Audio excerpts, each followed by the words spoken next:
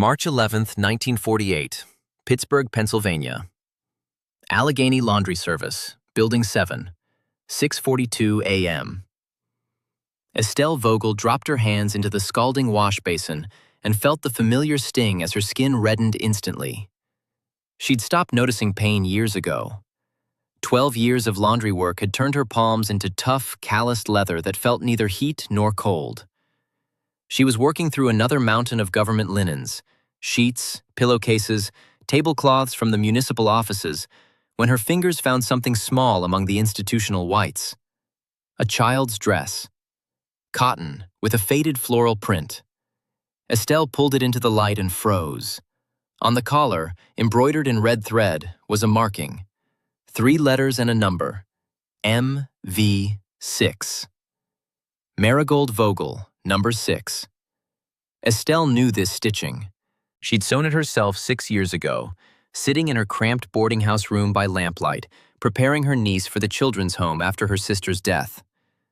Except, Marigold had died of scarlet fever in 1945. That's what they'd told her. That's what the death certificate said. Dead children don't wear dresses. Dead children don't grow, and their clothes don't appear in government laundry 3 years after burial. Unless they were never buried at all. Estelle was born in 1906 in a small town outside Harrisburg. Her childhood smelled of coal smoke, fresh bread, and fear of her father's belt when he came home drunk. At 16, she'd run to Pittsburgh, found work at a textile mill. In 1925, she married Leland Vogel, a machinist. A year later, she delivered a stillborn son, then another. The doctor at Allegheny General told her bluntly, "No more children." Leland left 6 months later for a younger woman who could give him what Estelle couldn't. The divorce was quick. Estelle kept his last name and a room in a boarding house on Penn Avenue, living with an emptiness no amount of work could fill. In 1939, her younger sister Dorothea arrived with 3-year-old Marigold. Dorothea's husband had been killed in a factory accident, and she had nowhere else to go. The sisters shared that tiny room that smelled of cabbage, cigarette smoke, and the sweet scent of a child's hair. Marigold was a thin, sickly girl with enormous gray eyes and braids the color of wheat. Estelle loved her with the desperate, aching love she couldn't give her own unborn children. She made dresses from her old skirts, traded her ration stamps for milk, sat by the child's bed through coughing fits that lasted hours. In 1942, Dorothea died of pneumonia. It happened fast, 4 days from first fever to last breath. Marigold was 6 years old. Estelle wanted to keep her, but the county welfare board shook their heads. Single woman, laundry worker, boarding house room. No means to raise a child properly. The girl needed to go to the children's home. Better for the child, they said. Estelle spent 3 months going office to office, pleading, crying. Useless. In August 1942, they took Marigold to Riverside Children's Home. Estelle remembered how the girl clung to her coat, screaming, "Aunt Stell, don't let them take me. I'll be good." Estelle remembered prying those small fingers loose, closing the door, walking home thinking death would be easier than this. That evening, she'd embroidered marks on all of Marigold's dresses. MV6. Marigold Vogel, number 6.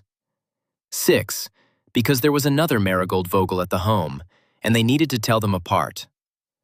For 3 years, Estelle visited every Sunday, brought packages, sat in cold institutional rooms, held Marigold's hand. The girl grew thinner, paler, but she was alive. She was. Then came winter 1945. January. Scarlet fever outbreaks swept through Pittsburgh's orphanages. Riverside went into quarantine. They wouldn't let Estelle in. 2 weeks later, a notice arrived. Marigold Vogel, scarlet fever. Buried at Calvary Cemetery, Section 7, Row 12. Estelle went to the cemetery. The mound was fresh, a wooden cross hammered into frozen ground, painted with __quote, _1__. Estelle stood over that grave, unable to cry. Inside her was a void so vast she felt she might fall through it and vanish completely. She visited every Sunday for 3 years, brought flowers in summer, holly wreaths in winter, talked to a dead child, asked forgiveness. And now, March 11th, 1948, she stood in a laundry facility holding a child's dress with embroidery she'd sewn with her own hands, and she didn't know if she was alive or insane. Because dead children don't wear clothes. Because dresses don't return from graves after 3 years. Unless that grave had always been empty. Estelle shoved the dress inside her work smock and finished her shift in a fog. Around her, washing machines thundered, steam hissed, women bickered over workstations. The floor supervisor, Mrs. Kowalski, drove everyone like cattle. But Estelle heard nothing. One thought hammered in her skull. Someone is wearing this dress. Right now. A child in Marigold's clothes lives somewhere in the homes of city officials, and Marigold is either truly dead or alive somewhere else. The dress was small, for a child maybe 8 or 9. If Marigold were alive, she'd be 12 now, and this dress would be too small. So the clothing had been redistributed to younger children. But why would Marigold's belongings end up with government officials? At 2 p.m., when her shift ended, Estelle didn't go home. She walked across Pittsburgh through March slush, past breadlines and war bond posters, to Riverside Children's Home. It occupied an old mansion on the city's edge. 2 stories, peeling paint, broken windows on the second floor covered with cardboard. Estelle pushed through the heavy door. The hallway smelled of boiled cabbage and urine. Children's voices echoed from rooms, crying, laughing. A heavy woman appeared, Mrs. Gertrude Pemberton, the home's director, 50-something with a face like a pillow beaten flat of all kindness. "Vogel? What are you doing here?" Estelle held out the dress. "Mrs. Pemberton, this is Marigold's dress. I sewed this mark myself. How did it end up in city government laundry?" The director didn't even touch the dress. She looked at it with the same interest she'd show a dirty rag. "How would I know? After a child dies, belongings get redistributed to other facilities. Then maybe somewhere else. Clothes circulate. You know that." "But this was in government laundry. Those are officials' homes, not children." "So what? Maybe someone has children. Maybe they donated to relatives." "Listen, Vogel, I understand you're grieving, but your niece died 3 years ago. Accept it. Go home." "Show me the distribution records. Where did Marigold's belongings go after death?" Mrs. Pemberton's face turned to stone. __quote _8 __. Estelle stood looking into her eyes, and she saw it. Saw fear barely visible like a crack in ice. The director knew something. __quote _9 __. Mrs. Pemberton stepped forward and her voice went quiet, almost gentle, which was more terrifying than shouting. The threat was clear. But Estelle had lived with emptiness for so long that fear felt like just another weight on top of it. But Estelle didn't go home. She went to Calvary Cemetery, walked through rows of markers to Section 7, Row 12. Marigold's cross was there, weathered now, the painted name fading. Estelle knelt in cold mud. "Quote 13, quote," she whispered. "Quote 14, quote." She didn't know if she was talking to a ghost or a living child. Didn't matter. She'd sworn. Over the next month, Estelle became someone else. The quiet laundry worker who kept her head down vanished. She started watching, sorting through every piece of government laundry that came through, looking for anything, toys, children's clothing, anything that didn't belong. She found more. Small things. A boy's shirt. A rag doll. Each time she checked for markings, found initials she recognized from Riverside, found names of children who'd officially died. All in laundry from the same cluster of addresses. 7 houses. All owned by city officials. All in the same neighborhood, Squirrel Hill, the nice part of Pittsburgh where judges and commissioners lived. Estelle started mapping it out. She wrote everything down in a notebook she kept hidden under her mattress. Addresses, names of officials whose laundry she processed, items she found, dates. A pattern emerged. The laundry came from homes of high-ranking officials. The children's items matched records of children who died at Riverside between 1943 and 1946. 17 children total, all supposedly dead from various diseases, all buried at Calvary, all with belongings that somehow ended up in city officials' homes. Either Pittsburgh's elite were grave robbers with a taste for orphan clothing, or those children had never died. On April 3, 1948, Estelle did something illegal. She waited until dark, took a streetcar to Squirrel Hill, and walked to the first address on her list. A large house, 3 stories, dark stone, surrounded by a high iron fence. Lights burned in windows. Through gaps in curtains, she glimpsed movement. A child's shadow, small, quick. Then another.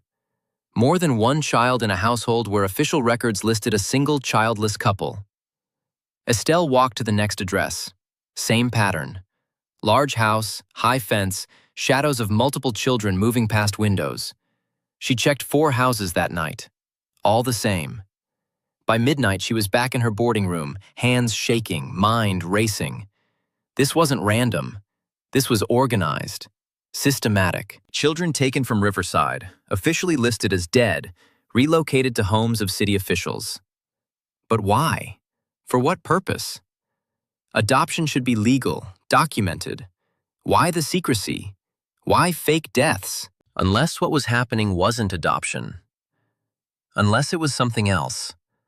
Something that needed to be hidden. The next morning, Estelle went to the police, walked into the precinct on Forbes Avenue, asked to speak to someone about missing children. They sent her to Detective Raymond Howell, a tired-looking man in his 40s with nicotine-stained fingers and eyes that had seen too much. Estelle told him everything, showed him her notebook, the addresses, the clothing items, the pattern. Howell listened without interruption. When she finished, he closed her notebook and slid it back across the desk. Quote 15, quote 16, quote 17, quote 18, quote 19, quote 20, quote 21. Estelle felt the conversation slipping away. Howell sighed. Howell stood up. Estelle left the police station knowing she was alone. The law wouldn't help her. The system protected its own. If she wanted truth, she'd have to find it herself. For the next 2 months, Estelle conducted her own investigation. She worked her shifts, kept quiet, but every free moment went to surveillance. She mapped the pattern more carefully. The 7 houses in Squirrel Hill. She learned the names of everyone who lived there. Judge Elwood Percival Whitmore, Commissioner Bernard Ashford Klein, Deputy Director of Public Works Franklin Aldrich Hayes. All prominent men, all well-connected, all with homes that officially housed no children according to census records, but where children's shadows moved behind windows every night. Estelle started following the laundry trucks, watched where they picked up, where they delivered. Noticed something else. Every Tuesday, a black sedan with government plates drove from the municipal building to a location outside the city. She followed it once on the streetcar, then on foot through industrial areas. The car stopped at a compound surrounded by high chain-link fence topped with barbed wire. A sign on the gate. Pittsburgh Youth Services Facility, authorized personnel only. No such facility appeared in any city directory Estelle could find. She asked around carefully. No one had heard of it. She went to the county records office, searched for permits, construction documents, anything. Nothing. The facility didn't officially exist, but it was there, real, guarded. And every Tuesday, that government car drove there. One afternoon in May, Estelle saw something that changed everything. She was sorting laundry, and in a bundle from Judge Whitmore's residence, she found not just children's clothing, but a letter. It had fallen from a pocket. Official letterhead. Underscore, underscore, quote, underscore, 31, underscore, underscore. The letter was addressed to someone at underscore underscore quote underscore 32 underscore underscore and discussed underscore underscore quote underscore 33 underscore underscore and underscore underscore quote underscore 34 underscore underscore. It mentioned specific dates and numbers. It referenced underscore underscore quote underscore 35 underscore underscore and underscore underscore quote underscore 36 underscore underscore. It was signed by Whitmore. Estelle photocopied the letter at the public library using their machine, kept the copy hidden, returned the original to the laundry bundle, knowing it would go back to Whitmore's home. This was evidence, proof of connection between city officials and this secret facility. But proof of what? That night, Estelle made a decision. She would break into the facility. It was insane, criminal, dangerous, but she was 42 years old, childless, alone, working a job that was slowly killing her body. What did she have to lose? What was the worst they could do? Kill her? She was already dead inside. Had been since 1945. On June 15, 1948, a Thursday night, Estelle took a streetcar to the industrial district, walked 3 miles to the compound, waited in darkness until after midnight. The facility was quiet. A single guard at the front gate, but the perimeter was long. She walked the fence line until she found a section where the ground dipped, creating a gap beneath the chain link. Squeezed through, tore her coat, cut her arm on wire. Didn't matter. Inside the compound were 3 buildings. Concrete block construction, no windows on ground level, narrow windows high up, all barred. Floodlights on poles. But no roving patrols. Budget cuts, probably. War effort taking resources. Estelle moved from shadow to shadow until she reached the nearest building. A service door, locked. She'd brought tools, a crowbar stolen from the laundry, wedged it into the doorframe. Pried. The lock broke with a crack that sounded deafening in the silence. She froze. Waited. No alarm. No shouts. She pushed inside. The interior was dark, institutional. Concrete floors, painted cinder block walls, harsh fluorescent lights that flickered. A corridor stretched ahead. Doors on both sides, all locked. Estelle moved forward, tried each door. Most were storage, cleaning supplies, old furniture. Then she found one that opened. A dormitory. Rows of metal frame beds, perhaps 20. Children asleep in half of them. Small forms under thin blankets. Estelle's breath caught. She moved between beds, looking at faces. Boys and girls, ages maybe 6 to 12. Thin faces, bruises on arms. One boy had a fading black eye. A girl's wrist was bandaged. Estelle stopped at the last bed. A girl, around 11 or 12, braids the color of wheat. Even in sleep, her face was familiar. The shape of her chin, the curve of her ear. Estelle's hand trembled as she reached out, touched the child's shoulder. The girl woke instantly, eyes flying open, body going rigid with fear. Estelle put a finger to her lips. "Quiet, sweetheart. I won't hurt you." The girl stared at her with enormous gray eyes. Recognition flickered, uncertain, buried under years. "Do you remember me?" Estelle whispered. The girl shook her head slowly. "My name is Estelle Vogel. I'm your Aunt Stell. Your mother was my sister Dorothea." The girl's face didn't change. "I don't have a mother." "You did. She died in 1942. Then they brought you to Riverside. Do you remember Riverside?" Something shifted behind the girl's eyes. A crack in a wall. Quote 42. Quote 43. Estelle's voice broke. "No, honey. She died. She got sick and died. She loved you. I loved you. I came to visit you every Sunday at Riverside. Do you remember? The girl looked away. I don't remember much before here. What's your name? What do they call you? Number 12. No. What's your real name? I don't have one anymore. Your name is Marigold. Marigold Ann Vogel. Your mother gave you that name. Do you remember it at all? Tears started down the girl's face, but she didn't make a sound. Estelle realized these children had learned to cry silently. Why are you here? Estelle asked. What is this place? They say we're being reformed, learning discipline and useful work. Who says that? The administrators, the judge who visits sometimes. Judge Whitmore? The girl nodded. He comes once a month, inspects us, decides assignments. Assignments? What does that mean?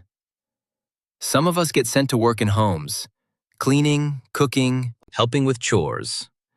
They say it's training for when we're older. And when you come back? The girl's face went carefully blank. __quote _61 __. Estelle felt ice in her stomach. The girl shrugged. Estelle heard footsteps in the corridor. She grabbed the girl's hand. I'm going to get you out, I promise. But I need you to be brave and patient. Can you do that? They'll hurt you if they find you here. I don't care. I'm getting you out of here. But the footsteps were closer. Voices. Estelle had seconds. She kissed the girl's forehead. __quote _71 __. She ran. Back down the corridor toward the service door she'd come through. Behind her, shouts erupted.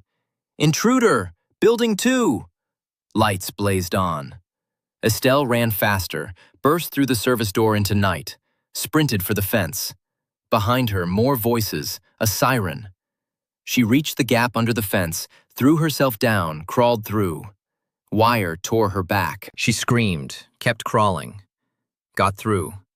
Staggered to her feet, ran into darkness, heard dogs barking, ran harder, ran until her lungs burned and her legs gave out and she collapsed in an alley behind a closed factory. Lay there gasping, bleeding, alive. Estelle didn't go to work the next day. She stayed in her boarding room, bandaged her cuts, tried to think. She'd seen Marigold, alive. The girl didn't remember her clearly, but she was alive. In some nightmare facility where children were kept like prisoners, where officials came and went, where children were sent to work in private homes. Estelle knew what that meant. Forced labor, unpaid domestic work, children exploited under the guise of, quote, 73 and, quote, 74. She had evidence now, had seen it with her own eyes. But who would believe her? She'd broken into a government facility, trespassed. The authorities would arrest her, not investigate. Unless she could gather more proof, unless she could build a case so strong they couldn't ignore it. On June 17th, 2 days after the break-in, Estelle went to the newspaper, the Pittsburgh Tribune, asked to speak to an investigative reporter. They sent her to Lawrence Caldwell, 30-something, worn suit, cynical eyes. She told him everything, showed him her notebook, the addresses, the letter she'd copied, described what she'd seen at the facility. Caldwell listened. When she finished, he asked, quote, 75, quote, 76, quote, 77, quote, 78, quote, 79, quote, 80, quote, 81, quote, 82. Estelle felt desperation rising. Caldwell lit a cigarette, studied her. Estelle left the newspaper office with the same answer everywhere. She was powerless. The system was designed to protect itself, and she was outside it. 3 days later, police came to the laundry. They arrested Estelle at her washing station. The charges? Trespassing, breaking and entering, attempted child abduction. She was taken to Allegheny County Jail, held without bail, assigned a public defender, a young man fresh out of law school who looked terrified. The trial was quick. Judge presiding, Elwood Percival Whitmore. The man whose letter Estelle had found. The man whose home she'd surveilled. He recused himself from nothing. Prosecution presented evidence of forced entry to the Pittsburgh Youth Services facility. Guards testified they'd found Estelle in a children's dormitory, attempting to remove a child. Facility director testified the facility housed troubled youth being rehabilitated through work programs and education. Completely legal, completely documented, authorized by city ordinance. Defense tried to introduce Estelle's evidence: the clothing, the addresses, the death certificates. Judge Whitmore ruled it all inadmissible, irrelevant to the charges, hearsay, speculation. When Estelle tried to testify about finding her niece, Whitmore cut her off. Quote, 95 __. The jury deliberated 4 hours. Guilty on all counts. Sentencing: 8 years, Federal Correctional Institution at Alderson, West Virginia. Judge Whitmore delivered the sentence personally. Quote, 96 __. Estelle stood in the dock and looked him in the eyes. Quote, Whitmore repeated, Alderson Federal Prison for Women. Estelle arrived in July 1948. The prison was in West Virginia mountains, surrounded by forest. It housed about 500 women, thieves, forgers, black marketeers, conscientious objectors, a few violent offenders. Estelle was 42, younger than many inmates. They put her in a dormitory with 20 other women, gave her a job in the laundry. Even in prison, she washed clothes. The first year was survival, learning the hierarchy, staying out of fights, doing her time quietly. But Estelle couldn't stop thinking about Marigold, couldn't stop seeing that small face, those gray eyes, the silent tears. She wrote letters to the County Welfare Board, to the Pittsburgh Police, to the Tribune, to the FDI. All went unanswered or returned with form letters. Quote, 100 __. In 1949, the war's aftermath continued to reshape the country. Estelle listened to news on the radio in the prison common room. Women talked about returning soldiers, housing shortages, the new peacetime economy. Estelle felt disconnected from all of it. Her war was still going. That same year, a new prisoner arrived. Younger woman, late 20s, named Ruth Corrigan. She'd been a secretary at City Hall in Pittsburgh before being convicted of embezzlement. She knew the city government, knew the people. Estelle befriended her carefully. Over months, gained her trust, finally asked, quote, 101 __. Ruth's face went carefully blank. Where'd you hear that name? I saw it, before I came here. What do you know about it? Not enough. That's why I'm asking. Ruth was quiet a long time. Then, I heard things, rumors, nothing concrete. But people knew to stay away from certain topics, certain people. Like Judge Whitmore? Especially him, and Commissioner Klein, and some others. There was a circle. People said they ran things outside official channels. What things? I don't know specifics, but I typed some documents once. Transfers of minors. No names, just numbers. Destinations coded. My boss caught me looking, made me destroy them, told me to forget I'd seen them. When was this? 1947, right before I got arrested. Ruth laughed bitterly. Funny thing, I was embezzling, sure. Small amounts. But they could have given me probation. Instead, I got 5 years federal. Looking back, I think they wanted me gone. Too close to things I shouldn't see. Do you think the facility is real? I think a lot of things are real that don't officially exist. War taught people how to keep secrets. This conversation gave Estelle new direction. She started documenting everything. Names, dates, connections. She smuggled paper from the prison office, wrote at night, built a timeline of events, cross-referenced with newspaper articles in the prison library, found patterns, found more questions. In 1951, Ruth was released. Before she left, Estelle gave her an envelope. "If anything happens to me, mail this. Address inside." "What is it?" "Evidence. Documentation. Everything I know."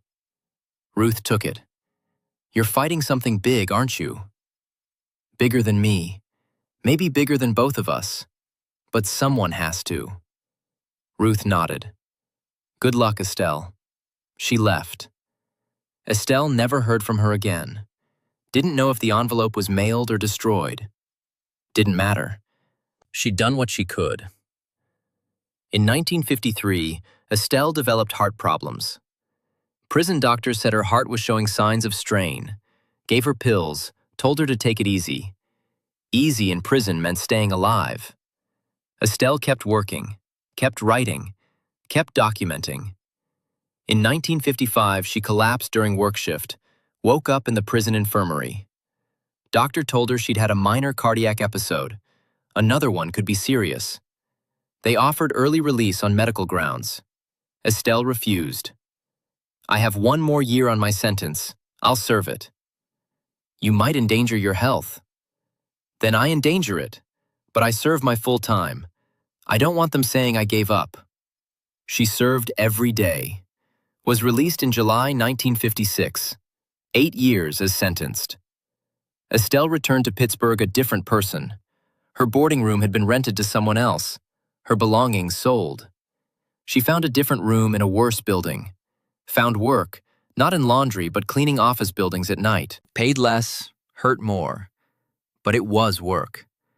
She was 50 years old, worn in body, but not broken in spirit. She resumed her investigation, went to Riverside Children's Home. It had closed in 1952, building sold to a private school. She tracked down former employees. Most wouldn't talk. A few did, quietly, fearfully. They confirmed what she suspected. Children had been taken, listed as dead, sent to special placement. No one asked questions. Questions got you fired. Or worse. Estelle went to Calvary Cemetery, found Marigold's grave, paid for exhumation. The cemetery refused without court order. She filed petitions. All denied. No legal standing. Not a parent or legal guardian. The grave remained closed. But Estelle kept pushing. In 1959, she made a breakthrough. An article in the Tribune mentioned Judge Whitmore's retirement. He was moving to Florida, leaving public service. Estelle saw her chance. She wrote to the new district attorney, a reform candidate who'd run on cleaning up corruption. Sent him everything. Her notes, her timeline, Ruth's testimony, the copied letter. Waited. 3 months later, a letter came. "Dear Mrs. Vogel, thank you for your detailed correspondence. After review, we find insufficient evidence to pursue investigation at this time. Many of the individuals you reference are deceased or no longer in public service. The facility you describe appears to have been a wartime youth program that ended in 1950. Without concrete evidence of wrongdoing, we cannot proceed. We appreciate your civic concern. Sincerely, Office of the District Attorney." Estelle crumpled the letter, sat in her room and cried for the first time since 1945. Not because she'd failed, because she knew she would always fail. The system protected itself, always had, always would. But Estelle didn't stop. Over the next decade, she became known as that woman with the conspiracy about dead children. People avoided her. Former co-workers crossed streets to escape her. She became a cautionary tale. But she kept documentation, kept writing, kept hoping someone, someday, would listen. In 1971, now 65, her eyesight failing, Estelle was hospitalized with pneumonia. Lying in Allegheny General, she knew she might be dying. A nurse asked if there was anyone to notify. "No," Estelle said. "No one left." But the next day, a woman visited. Middle-aged, around 35, thin, with gray eyes and hair starting to silver. She stood at the bedside, looking down at Estelle. "Hello, Aunt Estelle." Estelle's vision was cloudy, but she knew that voice. Would always know it. Quote 131, quote 132, quote 133, quote 134, quote 135, quote 136. Estelle tried to sit up. Quote 137, quote Margaret looked away. Margaret's face went hard. Housework mostly. Cleaning, cooking, caring for younger children. Long hours. Some of it was brutal. We were essentially unpaid servants, told we were learning valuable skills. Did they hurt you? They controlled us, punished us if we didn't work hard enough, kept us afraid. Some kids had it worse than others. I'm so sorry. I tried. I know you did. You were the only one who tried. Tears ran down Estelle's face. Quote 147, quote 148, quote 149. Margaret sat down, took Estelle's hand. They stayed like that for a long time, didn't talk much, just held hands.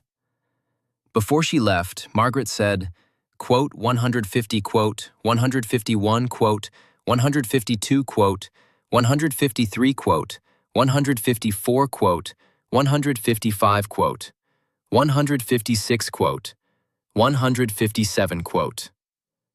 Margaret kissed her forehead. She left. Estelle never saw her again. Estelle survived pneumonia, lived another 6 years. In 1977, she died quietly in her sleep, age 71, in the same cramped boarding room where she'd lived for 20 years. At her funeral, there was one attendee besides the funeral home staff, an older woman who left flowers and walked away without speaking. The grave marker read simply, Estelle Vogel, 1906 to 1977.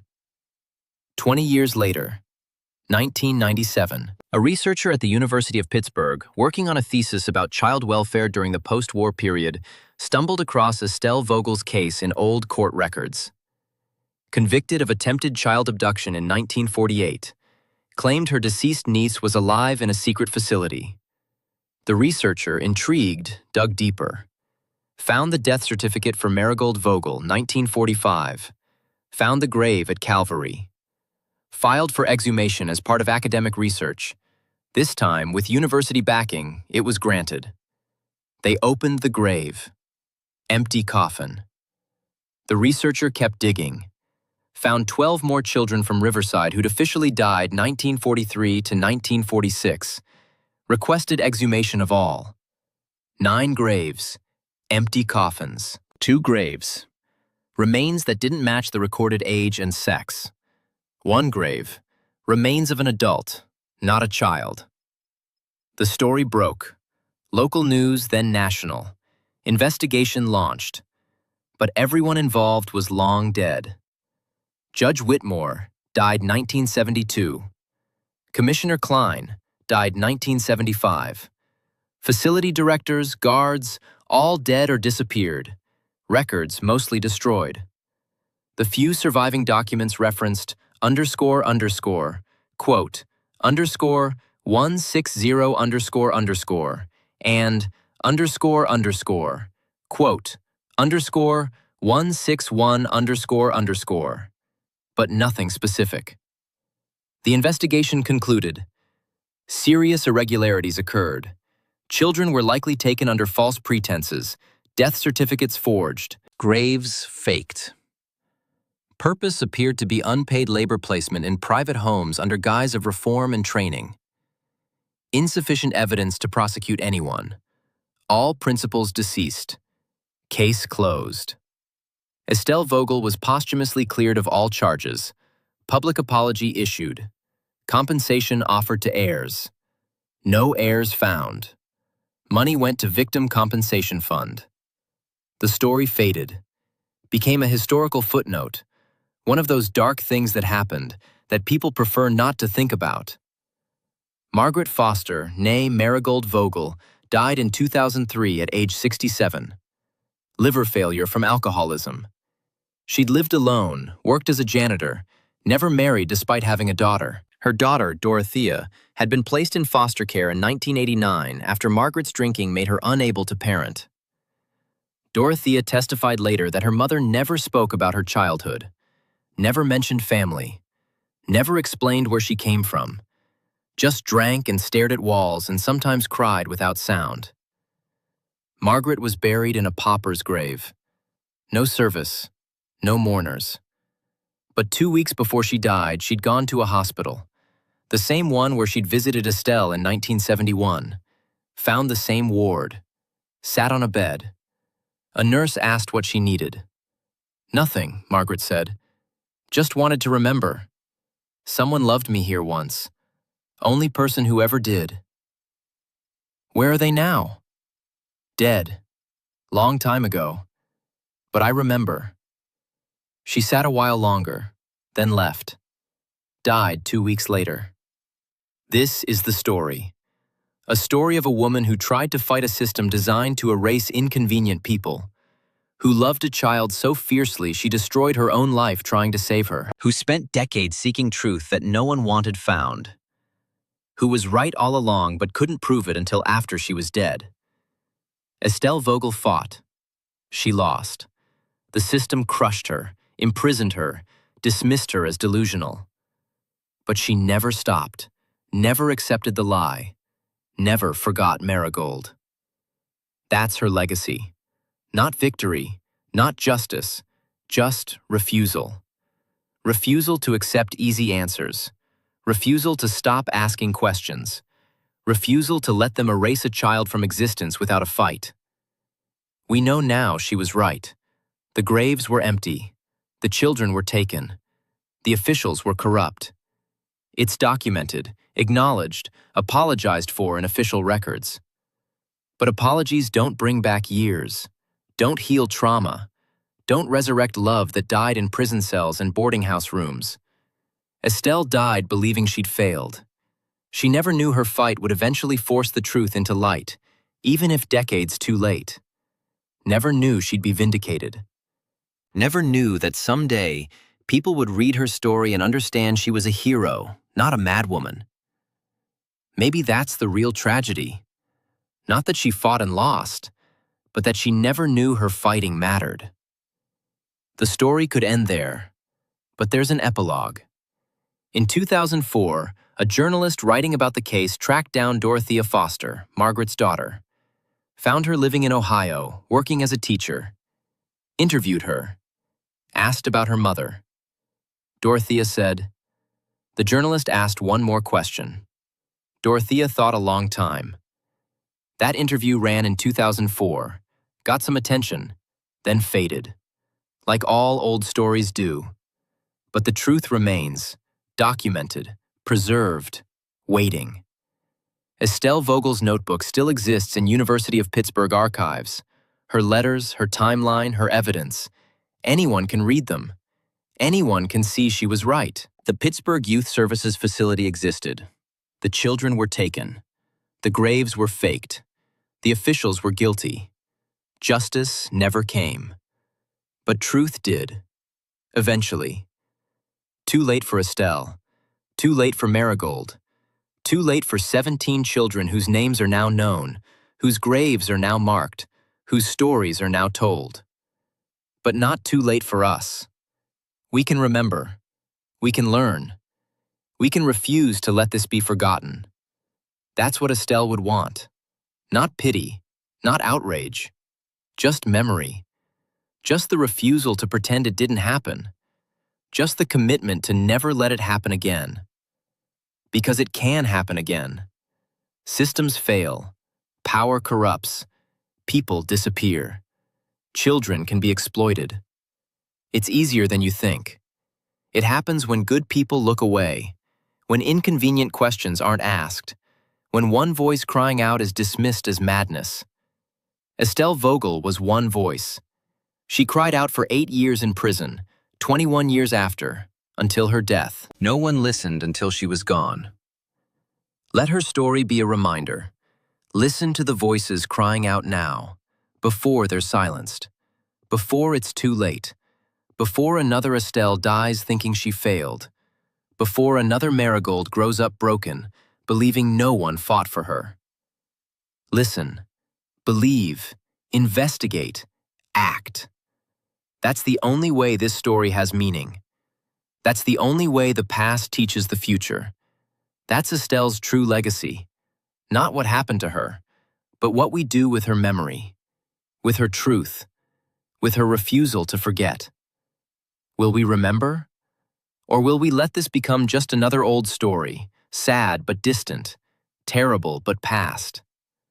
The choice is ours. Estelle made her choice. She chose to fight. She chose to remember.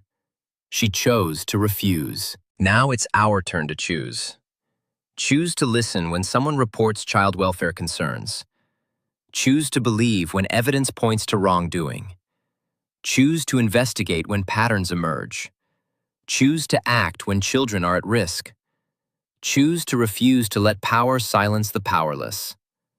That's how we honor Estelle Vogel, not with monuments or holidays, but with vigilance, with courage, with the absolute refusal to let systems crush those who speak truth, with the commitment that every child matters, every voice matters, every fight matters, even the ones that seem hopeless, even the ones that look like failure, even the ones that take decades to vindicate. They all matter. Estelle Vogel mattered. Marigold Vogel mattered. The 17 children mattered. And the lesson matters most of all. One person can't always win, but one person can always fight. One person can always refuse to accept injustice. One person can always love fiercely enough to risk everything.